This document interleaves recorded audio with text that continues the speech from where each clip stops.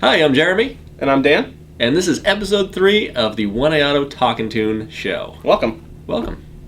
Today, we have a few questions that we got from our Facebook users, and we're going to talk about those. We're going to talk about oil changes, and we're going to talk about some features in your car that you can't live without.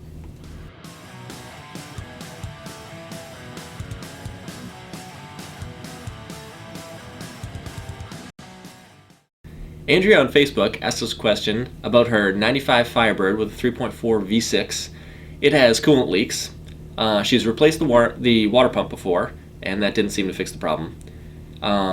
So she sent me a picture, or actually she posted it on Facebook, and in the picture you can see that there's a brass hose fitting in the intake. That's not usually something you see on a factory setup. So something may have been changed or modified along the way and not properly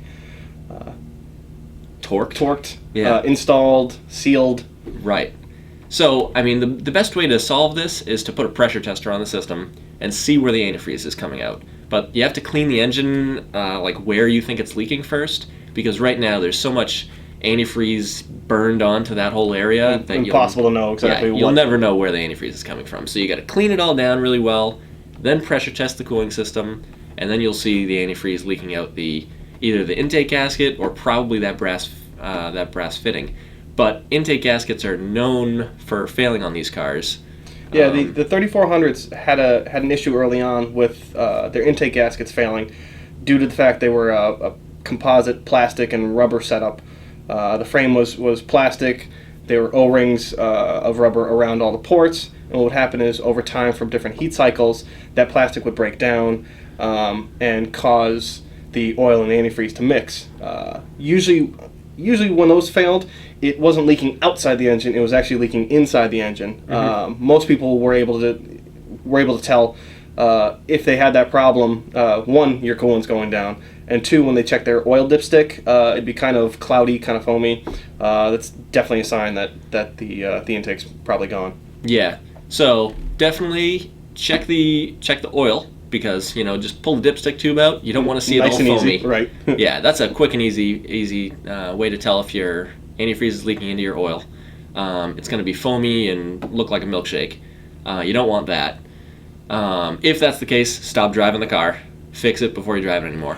And the newer setups, they've revised that bad gasket design, and it's now, instead of being plastic and rubber, it's a metal and rubber, so it's not going to break down the same way the original ones did. Pretty much all the aftermarket replacements and the factory replacements use that design now because they know the old one just wasn't the best. Yeah, exactly. So yeah, pressure test it, clean the engine, check your oil, and I'm sure you'll get it sorted out. Certainly let us know what the outcome is, because we want to know. Yeah. The next topic today is oil changes.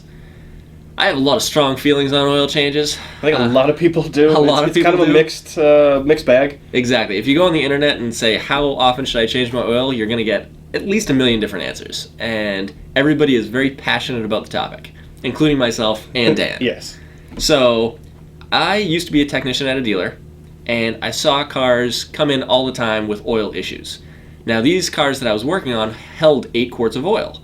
But during the 3,000-mile oil change, they would lose about 5 of them because they just burned oil. They were just oil-burning engines. For whatever reason, they burned the oil. The piston rings would gum up, and the cars were not driven in a spirited manner, so therefore it would burn a lot more oil than it should. And at 3,000-mile oil changes, you come in and half your oil's gone. So it can be pretty scary. So in that case, it sort of taught me that you should always change your oil at 3,000 miles. See, I'm kind of the other end of the spectrum.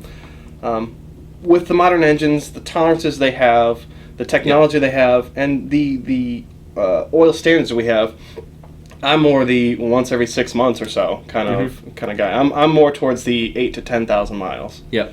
As long as the oil level is yes, where it should be. That's you should be checking your oil at least monthly. Indeed. Just to kind of get an idea where things stand, whether or not it's darker, if it's down a quart, full of antifreeze. Yep, definitely. Right. So So yeah, I mean, I'm of the method of changing it every 3,000 miles. I use the cheap oil. I call it dinosaur oil because it's made from dinosaurs. But I mean, if you're running synthetic, yeah, you could probably stretch it out longer than that. I mean, there's no reason to change your synthetic oil at 3,000 miles. That's kind of overkill, even for me. It is, and a big part of it too is what kind of filter you're using. True. Even the most basic oils you're going to get at any of your big box stores, any of your auto parts stores, have to be to a certain rating and specification to be safe and be able to be sold for your vehicle. Right. This one is the API rating. It's a little circle on the back of your oil container. Tells you the weight and tells you the specification it's up to. Usually a 2-digit code. It's long, drawn out. Most people won't have to ever look at that. But the biggest thing really is the filter. And there's a wide range of how these things are made, how they're put together, how many pleats are inside, how tiny of a micron they filter down to, and just how everything's assembled. Yeah, and online there's a bunch of guys who have taken 20 filters and cut them all up to see what's inside. Those are always good to look at. Yeah, and it's amazing to see how differently filters can be made. You can get the cheapest filter on earth, and sometimes they're decent, sometimes there's almost nothing inside them. The other thing that I saw from those that was really interesting was how few people actually make their own filters. Right. Out of 100 filters on one of these sites that I've gone to, they had 100 different filters all made for the same engine, just so you had this base to go off of. Right, exactly. And out of those 100 filters, there were maybe about 10 different designs. The rest were either just differently badged or just resold to somebody else or white boxed. Right. So actually, a while ago, we actually did a survey of how often you change your oil. How often do you really change your oil? Because we know that a lot of people say, oh, I change it every 3,000 miles. But really, they go 5 or 6, 7, 8, 10, 20. So we did a survey, and we found that 51% of the people who took the survey changed their oil between 3,000 and 5,000 miles. So I'm pretty happy with that because I'm that guy. There were actually a significant, 10% or less of people who didn't even realize they needed to change oil. Yeah, so it was sealed. That's a little scary. I have to do something? Maybe? Yeah. So it's good to know that maybe this survey may have helped them change the oil, because obviously going without oil change is a little scary. Yeah. So let us know what you do. We're kind of curious. What do you think? 3,000 miles, 5,000 miles, synthetic? 8,000, 10,000? Yeah. 6 months. Just go by a date range maybe. Yeah. So yeah, let us know. Leave a comment for us. So another thing that we wanted to talk about today was unexpectedly useful car features. So one of our favorite blogs likes to do these top 10 and ask all their readers their opinion. And one of them recently was, what are your most unexpectedly useful car features? What are these new things that you've gotten or used and went, I didn't realize I like that so much. I gotta have that now. Exactly. And now you're addicted to it, so now any car you buy, you need to have that feature. So a couple of them that came up were the modern traction controls, Bluetooth, rain sensing wipers, cup holders, backup cameras, maybe parking assist. I mean, I don't know that I would ever use that for my car to parallel park me. I think it's really awesome. I haven't been lucky enough to have one of those cars either, but I'm not at that level yet. Yeah, I definitely I'd like to try it once just to see everything moving around me. Yeah, definitely. Feel like I'm inside a robot or something. Yep. No, I kind of agree with the traction control one. Yeah. I'm a big fan of driving rear-wheel drive cars, and my last 4 or 5 have been. Yep. And going from an 80s Camaro with nothing, no technology, no nothing, trying to get up a hill in New England when it's snowing out, yeah, you can't do it. Is impossible. Yeah, I've seen Dan try to do this and fail.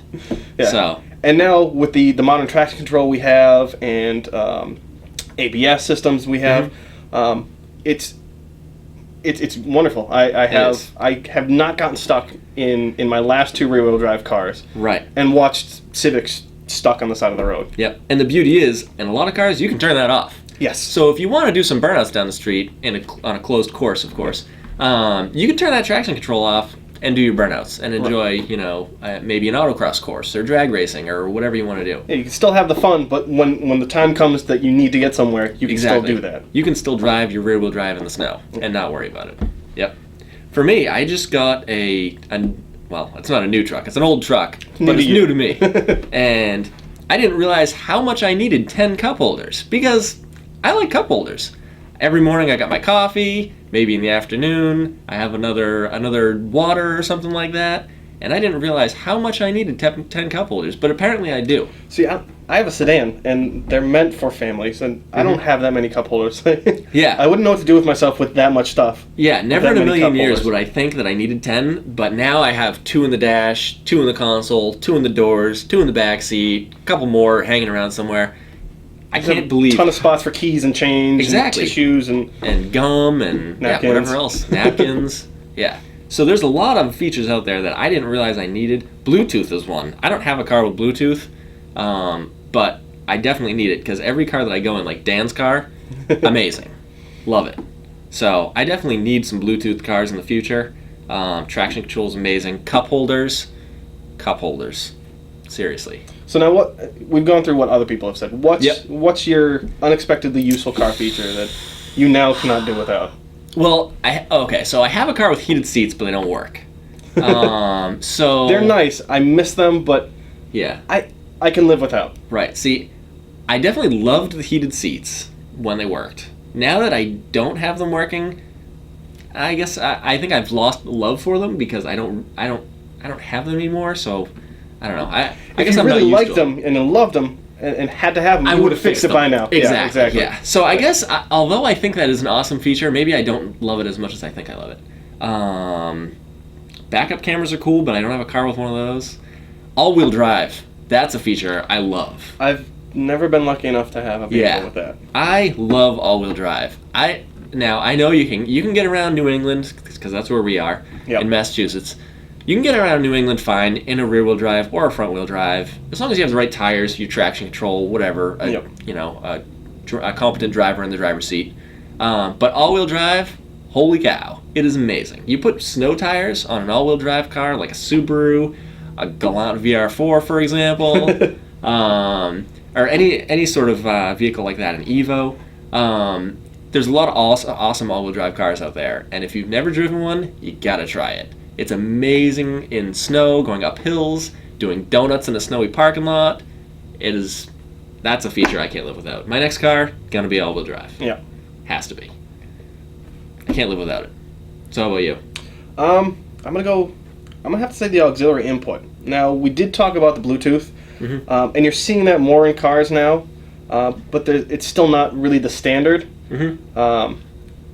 We grew up on tape decks, and This is true. dealing with the little tape adapter that you have to get in just right, or else the speakers were off a little bit, and Right. hope that it over time that little wire coming out of there didn't get chopped or beat up or whatnot. I think the auxiliary input now takes that idea and makes it a little more elegant, a little more useful. It does. And it gives a lot of high-end features to cars that don't have them as an option.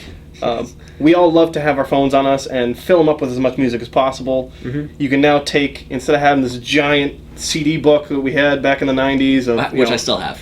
I'm sorry. I don't have the auxiliary input. Some of us are lucky. Exactly, yeah. Instead of having that gigantic binder in your car, you can now get along with something about the size of a pack of cards. Right. So you got your music there. You have all your streaming music. So now not only do you have your musical selections, you also have the internet's what's out there on the interweb. Yeah. On top of that, you can also it gives you hands-free talking, which in a lot of states you're not allowed to hold your cell phone up to your head while driving. It's a ticket. I think that might be a new rule in New Hampshire. It's definitely one in Connecticut. Okay. I know that. Yeah, so I mean that's something you got to watch out for. Now there's new laws saying you can't even hold your phone against your face. Right. So you're going to need that Bluetooth and auxiliary inputs. Yep. So this gives you that feature too. You get your hands-free talking on the cell phone.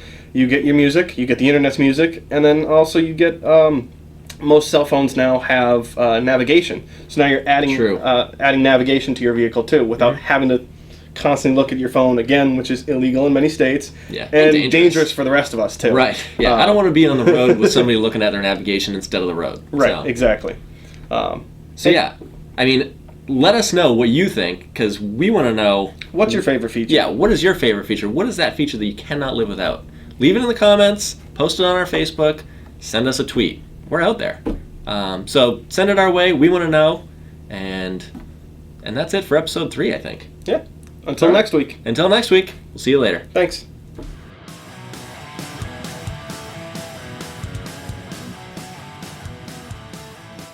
That will be the beginning. Then we go to the one I auto. Boom, flash, hello. Okay.